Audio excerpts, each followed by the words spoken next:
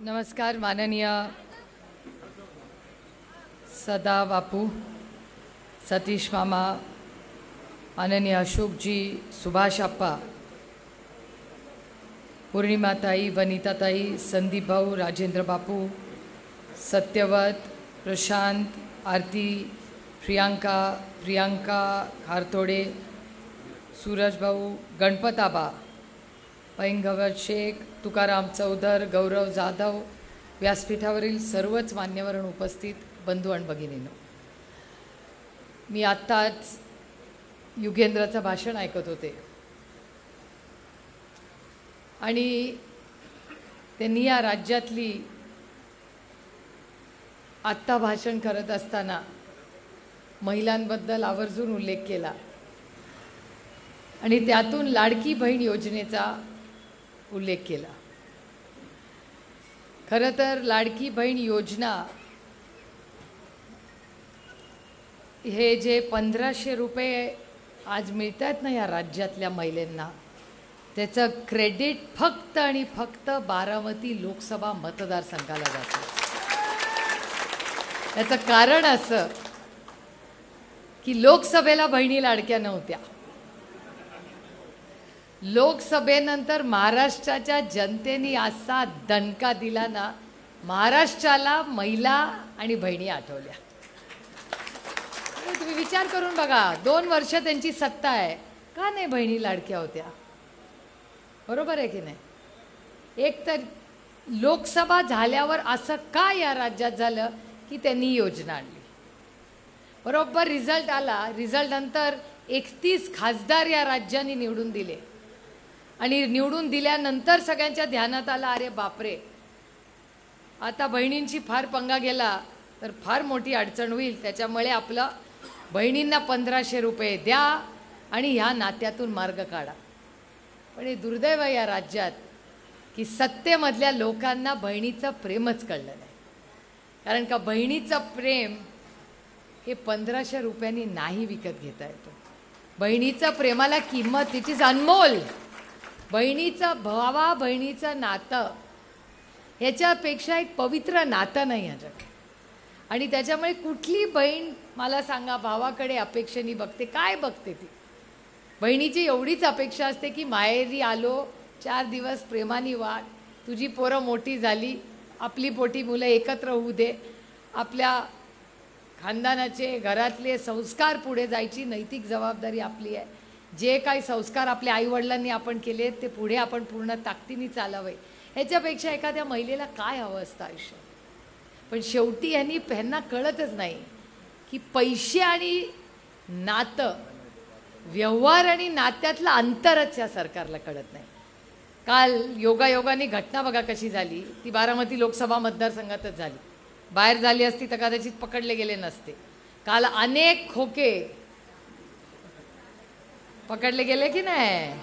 कारण का तो बारामती लोकसभा मतदारसंघ होता, इधर खोका नहीं चलेगा। इथले लोक बिकाव नाही आहेत, पैशानी विकत घेऊ शकत असतं तर काय काय क्रांती झाली असती। अहो आम्ही बिकाव नाही, आम्ही स्वाभिमानी माणसं आहोत, अर्धी भाकरी खाऊ पण स्वाभिमानाने राहू, अशी बारामतीची मायबाप जनता आहे आणि महाराष्ट्राची मायबाप जनता आहे। तुम्ही मला विचार करून सांगा, आपलंच खेड शिवापूर म्हणजे, आणि योगायोग बघा, मी काल सगळ्या पक्षाच्या चर्चा चालल्या होत्या, आम्ही असेच चर्चा, सीट, संजय राऊत साहेब वगैरे, आम्ही असेच गप्पा टप्पा, रे ह्याला सीट त्याला सीट असं चाललं होतं सगळ्यांच्या गप्पा टप्पा। तेवढ्यात मला अर्जंट फोन आला, भोरवरनं 5 मिस्ड कॉल। काय म्हटलं, अरे बाबा आत्ता नाही मी बोलू शकत, मी तुला करते। ते म्हटले नाही, फोन घ्या फोन घ्या फोन घ्या। मग माझा एक मुंबईचा PA सुरेश पाटील, सुरेश आला, सागर म्हणतोय बोलावंच लागेल आता, सारंग आपला तिथला एक पत्रकार आहे, म्हणजे सारंगला सांग ना बाबा, राऊत साहेब आहेत सगळे, जयंत पाटील सगळे कामात बसले, एवढं काय अर्जंट आहे का? Medical emergency? म्हटलं नाही, त्याच्याहून मोठी इमर्जन्सी। आईची काय इमर्जन्सी असू शकेल? मग मी मीटिंगमधून बाहेर पडले आणि म्हटलं, Sarang what is the problem यार, मैं काम कर रही हूँ, क्यों तुम पैसा 5-5 बार फोन करे? ते म्हणले, ओ 50 खोके सापडले। म्हटलं 50 खोके सापडले? काय बोलतोय बाबा तू? म्हटलं अरे चेष्टा नको करू बाबा, मी आता कामात आहे। तो म्हणला 1 मिनिट घ्या माझा, ऐका। म्हटलं काय झालं? ते म्हणले खूप खोके एका इनोवा गाडीत सापडलेत. पोलीस 5ची कबुली देत आहेत. ताई खूप जास्त खोके सापडलेत. महिलांनो, तुमच्या माहितीसाठी सांगते, मलाही माहिती नव्हतं हे. खोका म्हणजे 1 कोटी. हां, महिलांना कसं कळणार? मलाही माहिती नव्हतं खोक्याचा अर्थ. आता जरा हुशार झाले असल्या बाबतीत. आता आपलं काय घेणं देणं. हे 50 खोके एकदम ओके झालं ना, तेव्हापासून कळलं खोक्याचा अर्थ. नाही तर आपल्याला बस्ता बांधतो ना, तो खोका आपल्याला माहिती आहे. लग्नाचा बस्ता बांधायचा, खोक्यात टाकायचा, आपलं गाडी एसटी प्लेनमध्ये जायचं आणि घरी जायचं. आणि मग दिवाळीच्या सफाईला वरून खोका काढायचा, जुन्या गोष्टी साफ करायचा, खोका परत वरती ठेवायचा. आपल्याला काय माहिती खोक्याचा अर्थ म्हणजे 1 कोटी रुपये. तुम्हाला माहिती होतं का कोणाला? आपला संबंध नाही असल्या भानगडींमध्ये. झालं, मग मला फोन आला. म्हटलं किती आहे रे, किती पैसे सापडले? तो म्हटला ताई पोलीस म्हणतायत 5. त्यांना अजून कोणाचा तरी फोन आला, पोलिसांवर प्रचंड दबाव आहे म्हणून ते खरं सांगत नाहीत, पण आम्हाला दिसत आहेत पैसे गाडीमध्ये. तुम्हाला आठवत असेल लोकसभेला पण भोरमध्ये गाडी पकडली होती, त्याच्यात 500 रुपयाच्या नोटा सापडल्या होत्या, आठवतं? बँक तर उघडी ठेवली होती, ते वेगळंच. ते वेल्ल्यामध्ये 24 तास उघडणारी बँक. किसी को भी अकाउंट है वेल्ला जाओ, 24 घंटा बँक खुला रहता है. खरंच आहे, 24 तास बँक उघडी होती वेल्ल्यामध्ये. त्याच्यानंतर ती गाडी पकडली होती, ती पण भोरवाल्यांनीच पकडली होती. 500 रुपयाच्या नोटा सापडल्या होत्या बघा, सगळ्या पसरलेल्या त्या बॅगेत बिगेत. पुढे काय काय झालं तिथे. तसेच काल हे पोलीस म्हणतात 5 खोके बिचाऱ्यांना घाबरून ठेवले यांनी. बलात्कार झाला तर यांना नाही सापडत. बापदेव घाटात सामूहिक बलात्कार झाला, तिथे नाही यांना पोचायची वेळ झाली. पण इथे 5 कोटीचे 50चे 5 दाबायला यांना बरोबर फोन आला बघा. आता नक्की किती कोटी मला माहिती नाही, पण पत्रकार म्हणतात ताई 5, 15, 20 काय जे असतील ते आता देवालाच ठाऊक किती होते, पण खूप खोके काल सापडले. पत्रकारांनी मला विचारलं, म्हटलं सापडले तर आहेत.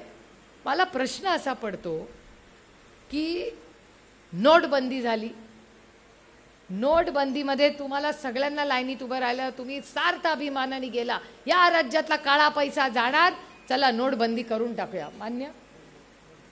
जर नोटबंदी एवढी झाली तर मी एवढे खोके येतात कुठून हो? मग हा पैसा आला कुठून? जर तुम्ही छापतच नाही पैसे, सगळं इलेक्ट्रॉनिक आहे, मग एवढे करोडो रुपये सापडतात कसे आणि कुणाचे? आमचे तर नाही आहेत, कारण का आम्ही तर आता सगळं ऑनलाईन करतो. आता किसके पैसे आहे पता नाही आहे. पण आता तुम्ही म्हणता तसं, काल राऊत साहेबांचं ट्विट बघितलं, काहीतरी डोंगर बिंगर. आपल्याकडे नाही बाबा बारामतीत एवढे मोठे मोठे डोंगर, पण काय डोंगर काय झाडी बिडी असं म्हणतात. म्हणजे असं राऊत साहेबांनी काल सांगितलं ह्यांचे पैसे होते असं कळतंय. मी काय आरोप करत नाही कोणावर, मी कधीच करत नाही आरोप कोणावर, पण असं कळलं. आता हे बघा, मी का तुम्हाला ही गोष्ट सांगितली कनेक्टिंग, तुम्ही विचार करून सांगा. युगेंद्र त्याच्या भाषणात म्हणत होता की महिलांना 1500 रुपये दिले आणि योजना केली. तर व्यवहार आणि नातं, आता भाऊ बहिणीच्या नात्याला यांनी 1500 रुपयाची किंमत लावली. नात्यामध्ये व्यवहार करू नये आणि व्यवहारात नातं जोडू नये, कारण का नात्यात व्यवहाराला ही प्रॉब्लेम आणि व्यवहारात नातं आलं की लॉस. त्याच्यामुळे गल्लत करायची नाही. अरे बहिणींना द्यायचं होतं, दिलदार. रोज सांगू नका आम्हाला की दिलं दिलं दिलं. किती काहीतरी 7,000 रुपये दिले ना टोटल. 7 आणि आता स्कीम बंद केलेली आहे. हां, आता बंद झाली. हरकत नाही, आपलं सरकार आल्यावर आपण चालू करू, काय प्रॉब्लेम नाही. पण मी तुम्हाला एक सांगते की मी नुसता तुम्हाला पैसे, आपलं सरकार तुम्हाला नुसते पैसे देणार नाही, नुसते पैसे देणार नाही. कारण माझं मत मी तर सांगते, आपल्याला हात पसरून नको कुणाकडून काही. आम्हाला असंच चांगलं ट्रेनिंग द्या, चांगले आरोग्य सेवा द्या, आम्ही 24 तास काम करू, आम्ही सरकारला पैसे देऊ आणि या राज्याची उभारणी करू. तुम्ही विचार करा. त्यातून आपल्या ज्या कष्ट करणाऱ्या महिला आहेत, अर्थातच त्यांना ते पैसे मिळाले पाहिजेत. संजय गांधी निराधार योजना केली की नाही काँग्रेसच्या सरकारने? तेव्हा रोज आम्ही जाऊन डंका पटवत होतो का? आम्ही पैसे दिले. संजय गांधी निराधारचे पैसे दिले. अरे जर आपली भगिनी ती एकटी असेल, एकल महिला असेल, तिला जर फुल न फुलाची पाकळी तिच्या संसाराला योजनेतून पैसे दिले असतील तर त्याचं काय कौतुक. कधीतरी तिच्या दुःखावर फुंकर मारा कार्यक्रम घ्यायच्या ऐवजी. त्यामुळे संजय गांधी निराधार, अन्नदान, किती कार्यक्रम काँग्रेस आणि राष्ट्रवादीच्या सरकारने गेले. तेव्हा सगळे एकच होते ना. आता म्हणतात तेव्हा करचा कारभार वाईट होता, पण ते भाषण करताना कधी कधी विसरतात की ते त्याच या सरकारमध्ये होते, मी नव्हते त्या सरकारमध्ये. त्यामुळे कधी कधी काय काय ऐकायला मिळते आणि काय काय बघायला लागणार आहे पुढचे 28 दिवस देवालाच ठाऊक. मी आपलं कोणी काय बोलले की म्हणते रामकृष्ण हरी बाबा, आपलं आपण आणि आपला पांडुरंग भले. पण मला एक सांगा, 1500 रुपये दिले, काय उपकार केले नाही. युगेन म्हणला एक गोष्ट आहे, GST भरताना मी पण GST भरते, मी टॅक्स पण भरते आणि अभिमानाने भरते. या देशामध्ये नियम कायदे पाळण्यासाठी असतात, मोडण्यासाठी नसतात. टॅक्स भरणं ही माझी नैतिक जबाबदारी. सगळ्यावर टॅक्स भरतात. शेतीवर ही टॅक्स लावणारं पहिलं पाप या सरकारने केलंय. मी शब्द देते, जेव्हा केंद्र सरकारमध्ये आपलं राज्य येईल, शेतीच्या प्रत्येक गोष्टीवर 0 GST करू, 0. हा शब्द देते मी तुम्हाला. अरे GST काउन्सिलमध्ये, राज्यामधला GST काउन्सिलमध्ये कोण जातं माहिती आहे? प्रत्येक राज्यातला फक्त अर्थमंत्री. बाबू तुम्हाला सांगते, आम्हाला कुणाला जायला परवानगी नाही. या राज्यामधला सगळ्या मंत्र्यांनाही परवानगी नाही.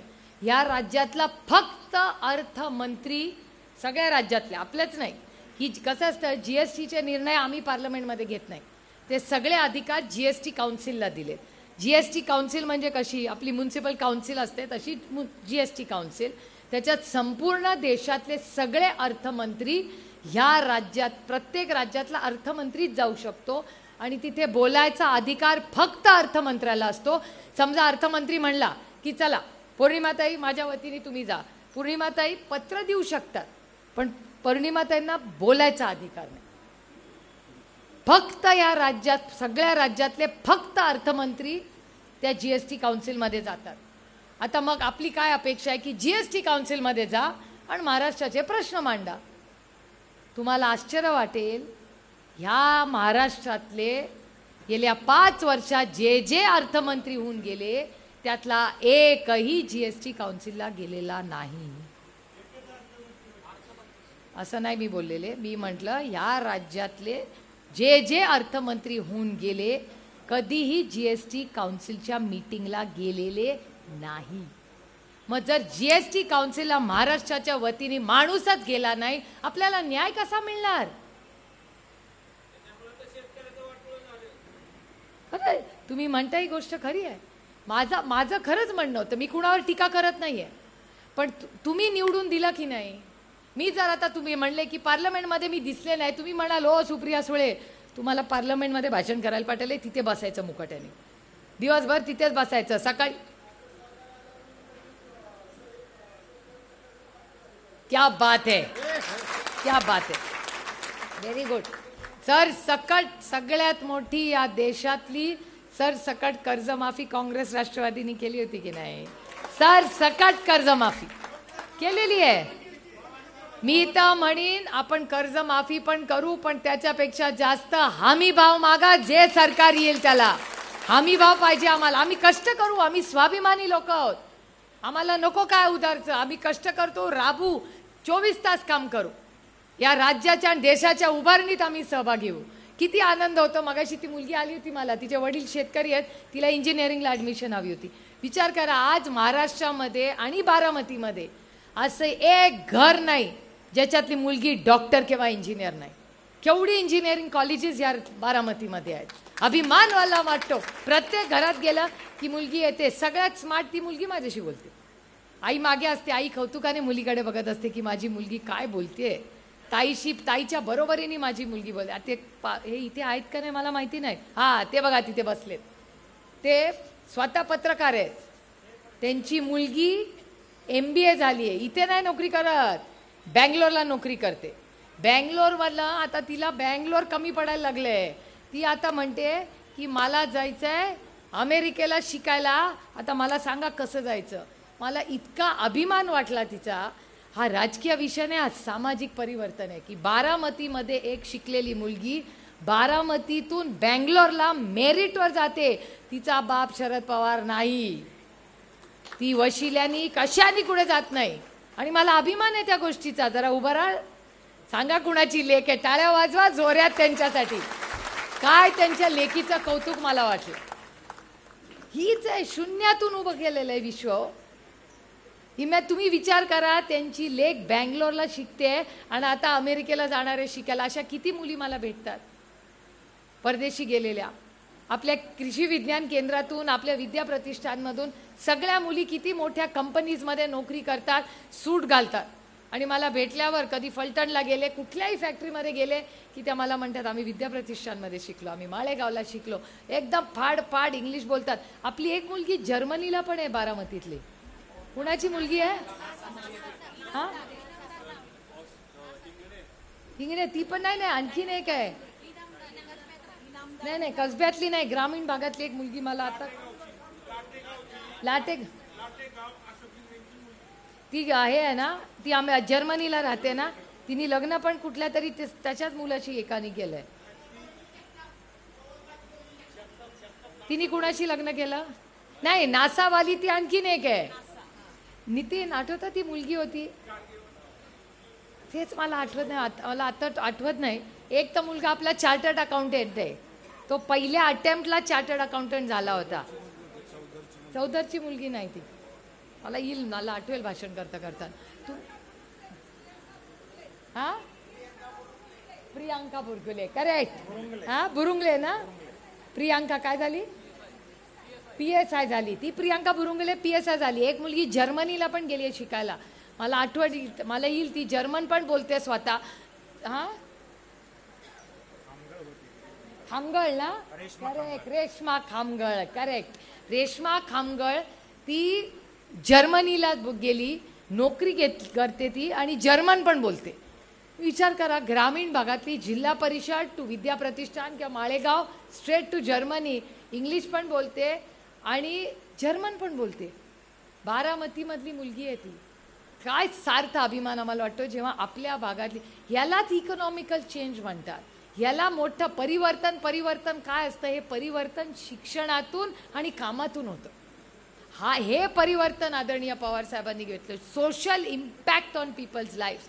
मी आजच नाही येताना विचार करत होते, काहीतरी पिंपरी चिंचवडची चर्चा चालली होती. तिथला कोणतरी एका भारतीय जनता पक्षाचे आमदार आहेत आणि तुम्ही रील बघता का सगळे? मी पण रील बघते, पण माझ्या रीलवर टायमर आहे. मी 5 मिनिटापेक्षा जास्त रील बघत नाही, नाही तर वेळेचा पत्ताच नसतो. चाललंय रील आपलं, तिथे दूध ओतू चाललंय, भाग चाललंय, आपलं रील में चल रहा है अपना सबका. मी माझ्या टायमर लावलाय माझ्या रीलला. मी रील बघत होते आणि रील बघता बघता मी बघितलं, हा बाबा त्याची बायको जावयाचे पाय धुवत होती. हे काय पाय धुत आहेत? म्हणलं लग्नाला तर मी गेले होते, तेव्हा ते राष्ट्रवादीत होते, आता भारतीय जनता पक्षात गेले. म्हणलं मी तर लग्नाला गेले होते तेव्हा तर बघितलंय, हे काय नवीन पाय धुण्याचा कार्यक्रम चाललाय. आणि एकदम असं डेकोरेशन, झेंडू बेंडूची फुलं, पाय धुते, सासू पाय धुते, ओवाळते जावयाला. मी पुण्याला घेतल्यावर विचारलं, म्हटलं अरे ह्या लग्नाला तर आपण गेलो होतो, त्याला 3-4 वर्ष झाली, हे परत का जावयाचे पाय धुत आहेत? अरे ते म्हणले ताई हे तर धोंड्याचं जेवण आहे. म्हटलं म्हणजे काय? हे बघा ना, शिंदेंनी शरद पवारांना बोलवलं धोंड्याच्या जेवणाला ना, पवारांनी सदानंद सुळेंना बोलवलं. त्यामुळे धोंड्याचं जेवण काय मला माहितीच नव्हतं. ॲक्च्युली मला माहिती नव्हतं. मला कसं माहिती असेल ना, सदानंद माझे वडील कुणालाच धोंड्याच्या जेवणाला बोलवलं ना, किंवा माझे भाऊ कधी धोंड्याच्या जेवणाला गेलेलं मी ऐकलेलं नाही. त्यामुळे मी आपलं धोंड्याचं जेवण काय असतं, मग कोणीतरी म्हणलं अरे तुम्हाला माहिती नाही? म्हटलं नाही आमच्याकडे नाही करत.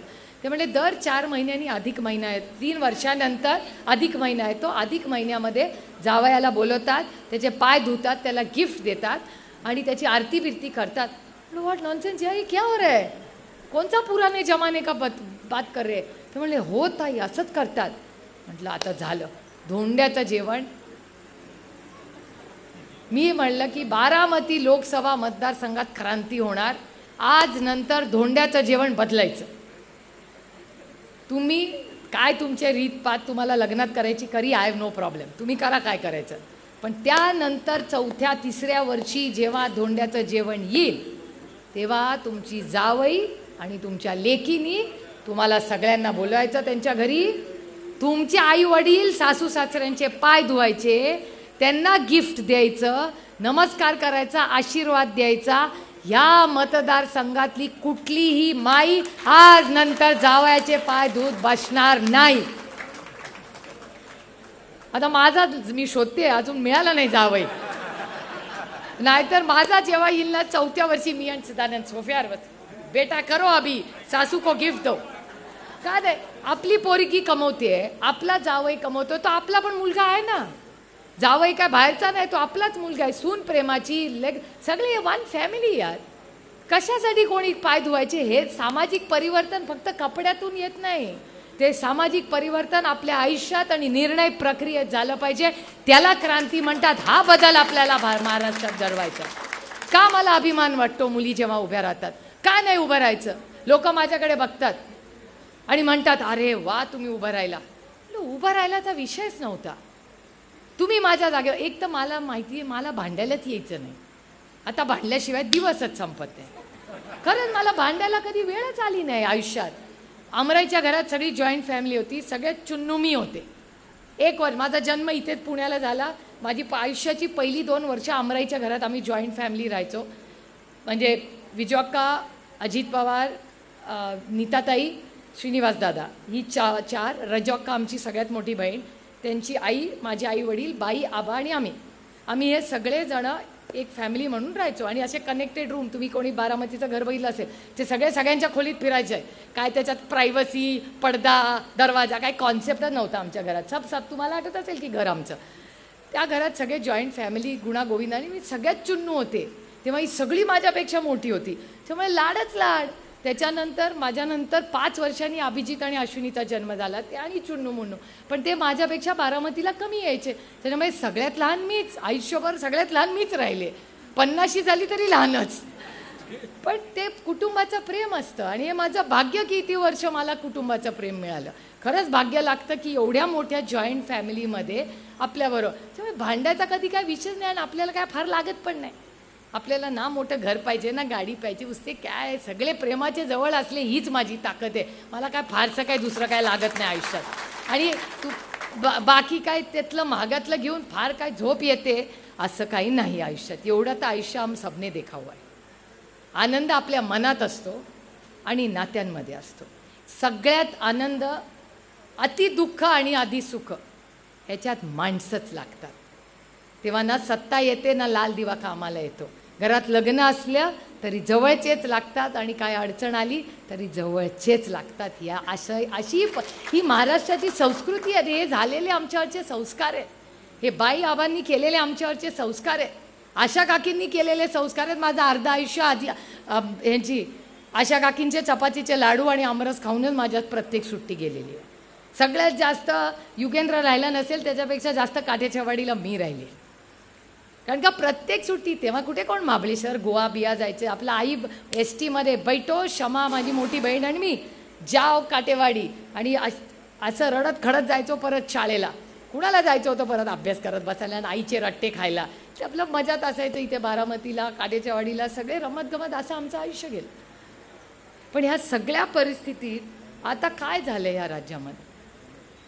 महागाई तर एवढी गगनाला, 1500 रुपये घ्या आणि 2000 रुपयाचं तेल विकत. 2200 बघा. 8 मग बघा आता दिवाळीचा ऐन सणाच्या वेळी महागाई कशी वाढली. म्हणजे एकीकडे 1500 रुपये तुम्हाला दिले आणि दुसरीकडून डबल तेलातून पैसे काढले का नाही? काय स्वस्त झाले मला सांगा.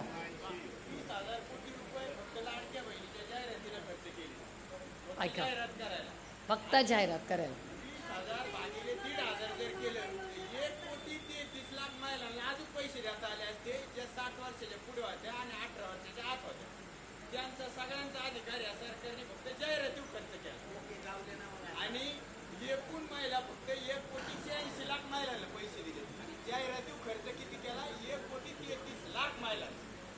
बघा. बघितलं तुम्ही? माझा तर या जाहिरातबाजीवर विरोधच आहे. कुठल्याही तुम्ही मायबाप सरकार आहात, तुम्ही कशाला जाहिराती करताय? सरकारने जाहिराती करायलाच नाही पाहिजे. मी तर सांगते ना, आपण सत्तेत आल्यावर आपण एक बिल करू की सरकारने जाहिराती नाही करायच्या, माहिती द्या पण जाहिरातबाजी सरकारने द्या. तुम्ही कंपनी नाही आहात, तुम्ही सरकार आहात. सरकारने कशाला जाहिरात? चांगले काम केलं ना लोक तुम्हाला मतदान करतील. हा जमानाच नवीन, हा जो मार्केटिंगचा निघाला ना बाई. मी तर हसते, मला कंटाळत. म्हटले अरे आम्ही पॉलिसी मेकर आहोत, काय जाहिरातबाजी नाही आहोत आम्ही. आम्ही पॉलिसी मेकर आहोत. आमदार खासदार होणं हे खूप सिरियस काम असतं. पॉलिसी लेवलला तुमच्या आयुष्यात चांगला बदल घडवण्यासाठी आम्ही निवडून जातो. आता या बारामतीकरांनी ज्या पद्धतीने मला साथ दिली, काय होतो मी मगाशी महिलांच्या संघर्षाबद्दल होतो माझं, मी जेव्हा विचार करते 1 वर्षापूर्वी काय परिस्थिती होती माझी, आणि मी मगाशी म्हणत होते मला भांडता येत नव्हतं. खरंच मला 1 वर्षापूर्वी भांडता येत नव्हतं. आता व्यवस्थित येतं. नवरा म्हणतो बाहेर जायचं भांडायचं, इथे नको. खरंच आहे, ते बाहेर, सगळं बाहेर. नाहीतरी आजकाल नवरा भेटतच नाही. पोरं तर मावशीच म्हणायला लागलेत आता. त्याच्यामुळे पोरांनी सोडून दिली. आपली आई मावशी आहे बाई, कधीतरी येते, आपण झोपलो की येते आणि जाते. सांगतात म्हणून गेले 10 दिवस मी मुंबईत आहे, ना नवऱ्याला बघितलं ना पोरांना. कारण का मी सकाळी निघते तेव्हा झोपलेले असतात आणि रात्री येते तेव्हा पण झोपलेलेच असतात. पण ठीक आहे, काम जास्त असण्याच्या तुम्ही सगळ्याच असं काम करता, काय त्याच्यात कौतुक माझं. त्याच्यामुळे 10 दिवस नवऱ्याला नाही भेटले, काय एवढं क्रांती नाही. ठीक आहे, इट्स ओके. आज संसार चांगला चालला आहे, लग्नाला 30 वर्ष झाली, इट इज ओके. पण 1-1.5 वर्षापूर्वीची घटना झाली. काय होतं माझ्याकडे 1 वर्षापूर्वी, आत्ता जेव्हा UBN किंवा जे कोणी इच्छुक लढतील संपूर्ण महाराष्ट्रामध्ये, आज लोक मला पत्रकार मगाशी विचारत होते की महाविकास आघाडीमध्ये तुमच्या पटपट का सीटा होत नाहीत. अहो, आम्ही 90-100 सीट लढणार. आमचं भाग्य आणि माझ्या पांडुरंगाची आणि ह्या मायबाप जनतेचा आशीर्वाद. 1600 लोकांनी फॉर्म मागितला आहे. 1600 लोक. आणि तुम्हाला पवारसाहेबांचा स्वभाव माहिती आहे. पवारसाहेबांना ज्यांनी फॉर्म मागितला त्याचा इंटरव्ह्यू मी स्वतः घेणार. स्वतः. काय बाबा तू तिकीट काय करतो, असे साहेबांनी बसून 1600 लोकांना 1-on-1 भेटलेत. 1-on-1. कारण का त्यांचं म्हणणं काय. आणि मागच्या वर्षी काय होतं, या आत्ता जे 1600 मागतायत त्यांच्याकडे आपला आहे तुतारी वाजवणारा माणूस. माझ्या आणि अमोलदादाकडे काय होतं, नथिंग. पक्ष नेला, चिन्ह नेलं, एकीकडे कोर्टात धावतोय. मग पवारसाहेबांनी मी इलेक्शन कमिशनमध्ये 4-4 तास बसतायत पवारसाहेब. त्याच्यानंतर सुप्रीम कोर्टात. आता मी पवारसाहेबांना म्हणायची तिथे लिफ्ट नाही, सुप्रीम कोर्टात येऊ नका, तुमची मुलगी सक्षम आहे कोर्टात जाण्यासाठी.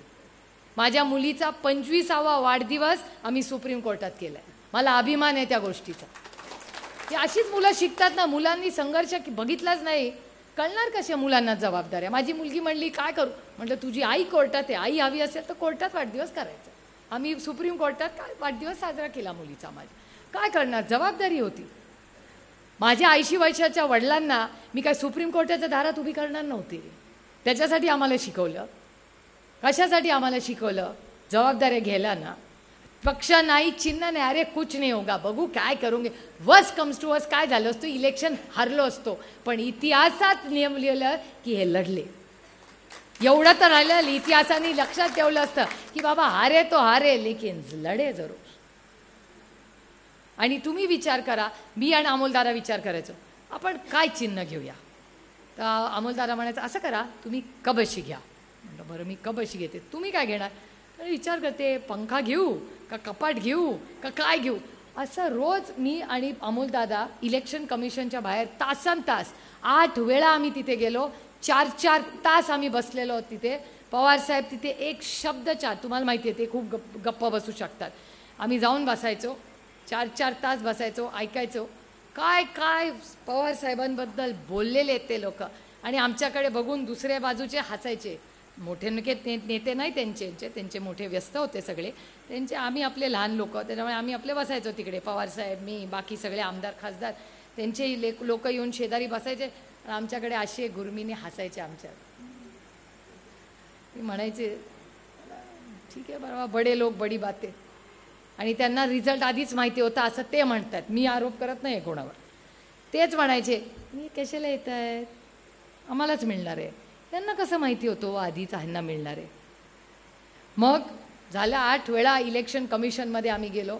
मग मीच पवारसाहेबांना म्हणायला लागले आता तुम्ही येऊ नका, सुप्रीम कोर्टात मी जाईन, तिथे चढायला फार आहे, तुम्ही येऊ नका. मग ते सुप्रीम कोर्टात येणं बंद झालं. प्रत्येक केसला आम्ही उभं जायचं, दिल्लीला उभं राहायचं, मी जितेंद्र आव्हाड आणि वकील. मग ते म्हणायचे पुढची तारीख.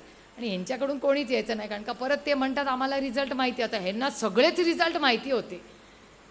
आता हा पण एक मोठा प्रश्नच आहे ना, कारण का मी संविधानावर प्रेम आणि विश्वास ठेवणारी व्यक्ती आहे. हा देश अदृश्य शक्तीच्या मनमानीने चालणार नाही. हा देश भारतरत्न डॉक्टर बाबासाहेब आंबेडकरांच्या संविधानाने चालणार. त्यामुळे तुम्हाला असं वाटतं तुम्ही सगळे यंत्रणा चालवू शकता. कधी ना कधी आएगा टाइम जेव्हा फक्त हा देश कुणाच्या मनमानीने चालणार नाही, हा संविधानानेच चालेल. कष्टांची परिकाष्ठा करू पण हा अन्याय बंद करू. कोणीतरी लढलं पाहिजे हो. सगळेच हाजी हाजी करायला लागले तर देश कसा चालणार? आज आमच्या घरात घुसले, उद्या तुमच्या घरात घुसतील. आणि मी ही केस कशासाठी लढतेय? आता लोक म्हणतात तुतारीवाला माणूस एवढा चांगलं चिन्ह मिळालं कशासाठी लढताय? ही लढाई आता फक्त सिद्धांताची आहे. ही जो अन्याय आमच्यावर केला, जो अन्याय पवार साहेबांवर केला, जो अन्याय उद्धवजींवर केला, हा दुसऱ्यांवर करता कामा नये. जर आम्ही ऐकून घेतलं तर ह्यांना वाटेल पाहिजे ते आम्ही करू शकतो. नाही चलेगा इस देश में. याच्यासाठी महात्मा गांधींनी कष्ट नाही केले. हजारो लोकांनी या देशात जी त्याग केला ना इतके वर्ष, त्याच्यामुळे आपण आज मोकळा श्वास घेऊ शकतो. त्याच्यावर दगा आणण्याचं पाप आज केंद्र सरकार करते. हा आरोप आहे माझा सरकारवर. वक्फ बोर्डचं, वक्फ बोर्डसाठी पण जे काय त्यांचं मत असेल पूर्ण ताकदीने, तुम्ही मला आशीर्वाद दिला, मी दिल्लीला निवडून गेले, तुमच्या ताकदीमुळे मी निवडून गेलेल्याची जाणीव मला आहे. पण तिथे गेल्यानंतर जेव्हा ती म्हणायला लागली वक्फ बोर्डचं हे करेंगे वो करेंगे, म्हणलं नाही चलेगा. वक्फ बोर्डच्या बद्दल ज्या समाजाचा प्रश्न आहे त्या समाजाचं ऐकल्याशिवाय आम्ही तुम्हाला वक्फ बोर्डमध्ये बदली करू देणार नाही. तुम्ही त्या समाजाला विचारा, मान सन्मान करा ना. आता इथे कुठलाही बारामतीत जो काही बदल करायचा असेल, अधिकार आहे बदल करायचा, प्रत्येकाला अधिकार आहे. विचारा बारामतीकरांना की बाबा तुमचं काय मत आहे, हे करायचं नाही कर, ठीक आहे. नाही, लोकशाही आहे, मनमानी नाही चालणार. वक्फ बोर्डच्या विरोधात मला तर काय ट्रोलिंग केलं, हे बघा असं ते बोला, काय बोलायचं बोला, मला काय फरक पडत नाही. कारण का माझा माहिती होतं, माझं मन साफ होतं. आणि वक्फ बोर्डच्या वेळी जेव्हा मतदान झालं तेव्हा ह्या राज्यातल्या किती पक्षांनी मतदान केलं याचंही उत्तर त्यांना कधीतरी द्यावं लागेल. ज्यांना सोयीचं होतं ते तिथे गायब झाले. असं नाही चलेगा. हो किंवा नाही, हिम्मत करके निवडून गेलाय ना तिथे लोकसभेमध्ये, तर मग पळपुटेपणा नाही चलेगा. कि तुमको वहाँ बोलना पड़ेगा तुम साथ में हो कि खिलाफ. का नाही त्यांनी मतदान केलं? त्या पक्षांनी उत्तर दिलं पाहिजे. महाराष्ट्र तुम्ही सत्तेमध्ये आहात ना, मग सांगा की तुमच्या खासदारांनी वक्फ बोर्डच्या बाबतीत तुमचा स्टँड काय? तुम्ही वक्फ बोर्डच्या बाजूनी का विरोधात? याचं उत्तर द्यावं लागेल त्यांना.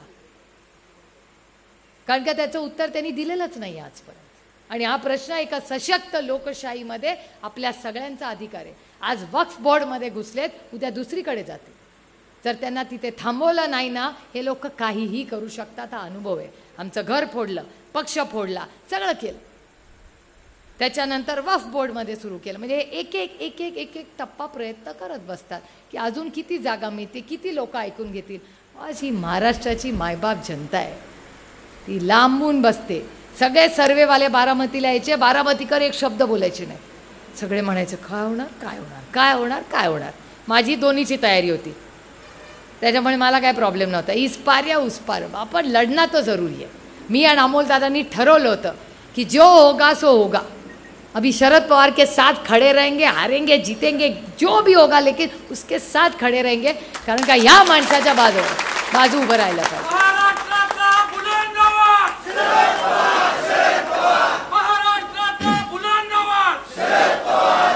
तुम्ही विचार करा, मला आता राज्यातून लोक भेटायला येतात.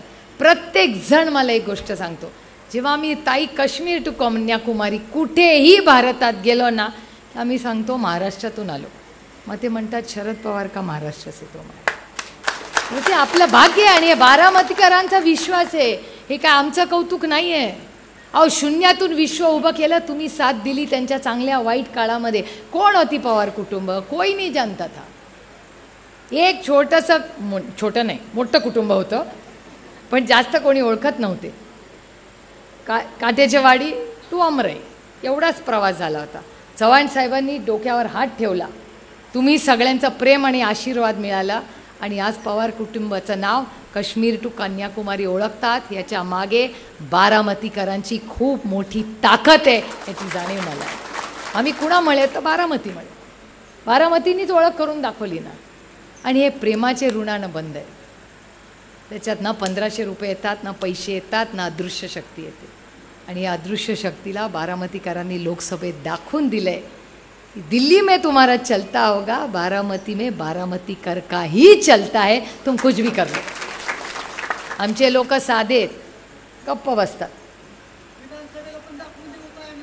आता ते जब सर्टिफिकेट आएगा तब भैया सिर्फ घोषणा दे के नहीं होगा, मेहनत करना पड़ेगा. अरे मला माझा स्वभाव तुम्हाला माहिती आहे, मला फार आत्मविश्वास कशातच नसतो. मी पण पेपर 10 वेळा चेक करते बाई लिहिताना. ठीक आहे ठीक आहे ठीक आहे. मी आजही पार्लमेंटमध्ये जेव्हा भाषण करते ना, तेव्हा माझं भाषण 10 वेळा चेक करते.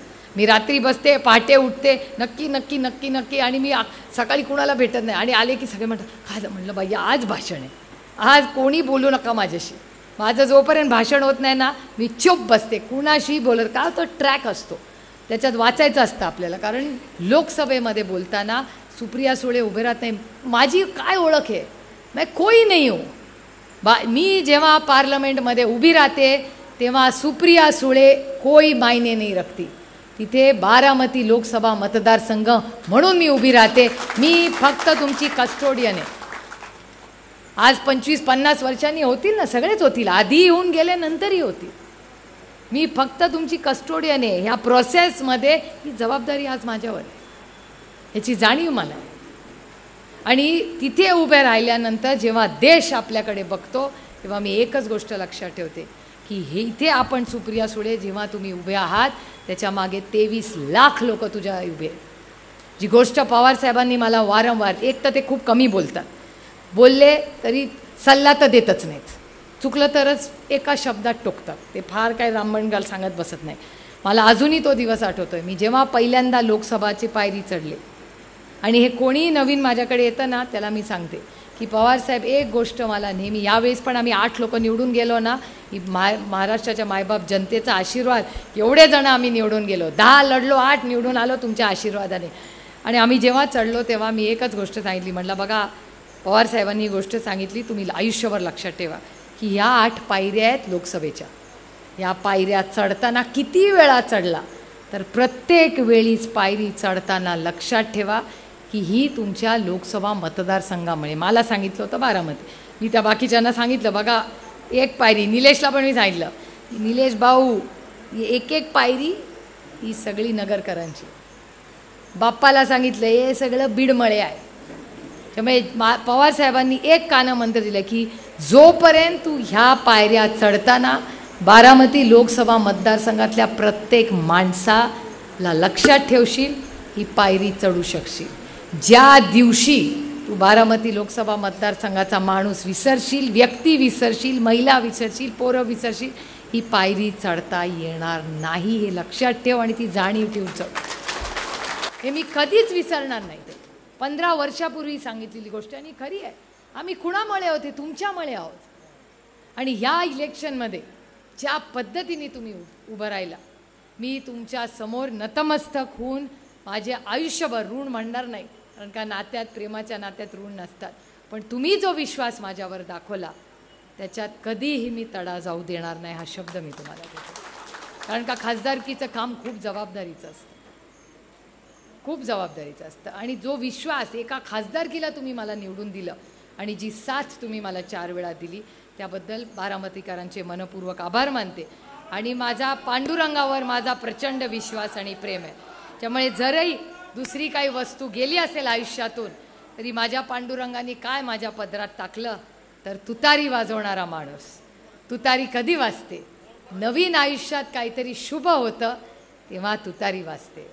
जेव्हा इथलं टायटनचं दुकान उघडलं तेव्हा पण तुतारीच वाजली होती. जेव्हा आपली सुझुकीची शोरूम उघडली तेव्हा पण तुतारीच वाजली होती. जेव्हा दूध संघ काढला होता तेव्हा पण तुतारीच वाजली होती. आणि जेव्हा लग्न कार्य ह्या इंगळे गार्डनमध्ये होतं तेव्हा पण तुतारीच वाजते.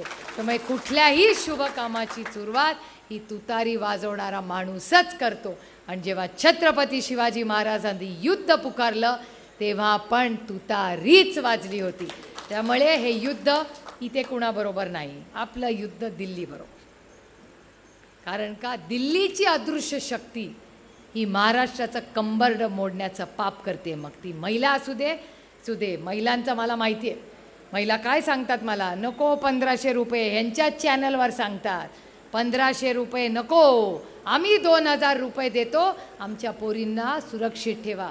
मी शब्द तुम्हाला देते, महाविकास आघाडीचं सरकार आल्यावर या राज्यातल्या महिला नाही पुरुषांची पण सुरक्षिततेची जबाबदारी ही महाविकास आघाडी घेईल. आर पाटलांच्या काळात एवढे लोक नव्हते, गुंडागर्दी नव्हती होत होती का? आबा जेव्हा या राज्याचे उपमुख्यमंत्री होते, गृहमंत्री होते, तेव्हा एवढा क्राईम होता का? नव्हता. महिलांवरचे रोज बातमी येते बलात्कार होतात. कसे बलात्कार झाल्या एक तर होऊ देणार नाही, आणि झाला तर लगेच अटक, फास्ट ट्रॅक कोर्ट आणि चौकात फाशी द्या, ही माझी मागणी असेल त्या सरकार. आज नंतर होणार नाही कुठल्याही महिलेचा. आणि नुसत्या महिले नाही, आपल्या पोरांची पण काळजी घेतली पाहिजे आपण. सुरक्षितता हे शब्द मी तुम्हाला देते, नागरिक सुरक्षितता. आणि पोलीस चांगले आहेत, पोलीस चांडवण्याचा प्रॉब्लेम आहे. पोर्श गाडी, एवढी मोठी करोडो रुपयाची गाडी, ठोकून जातात तुम्ही पुढे आणि रक्ताचे सॅम्पल बनतात, नाही चलेगा. कुठल्याही गाडीत फिरवा तुम्ही, नाही चालवणार. तुम्ही जर ॲक्सिडेंट केला तर तुमचा किती कोटी रुपयाची गाडी असेल तुमको भोगतना पडेगा. 2 मुलांची आयुष्य गेली आहेत. कधी कोणी विचार केलाय काय हाल झाले असतील? त्या आईच्या दुःखाचा कोणी विचार केलाय? त्या वडिलांचं दुःख काय झालं असेल त्या पोर्शच्या गाडीच्या ॲक्सिडेंटमध्ये?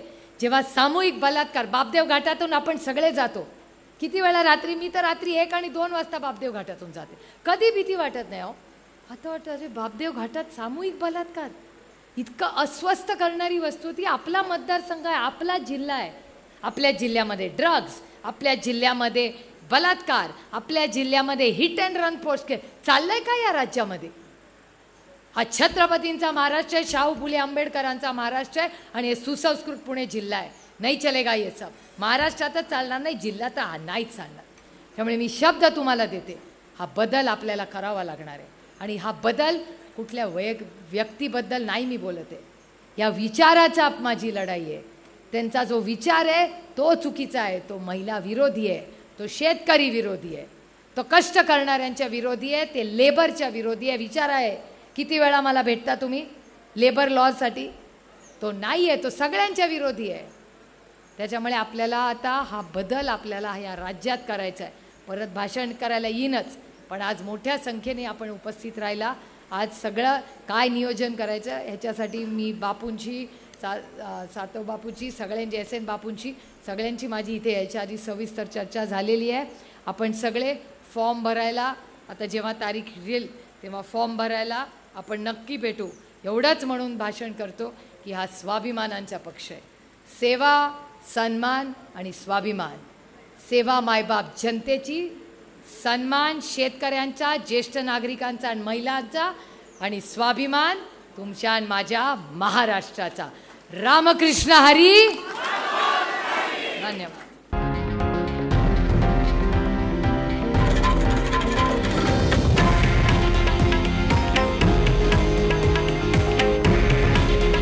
हे आहे देशातील नंबर 1 न्यूज नेटवर्क आणि आपण पाहत आहात TV9 मराठी. काळजी तुमची, हित महाराष्ट्राचं.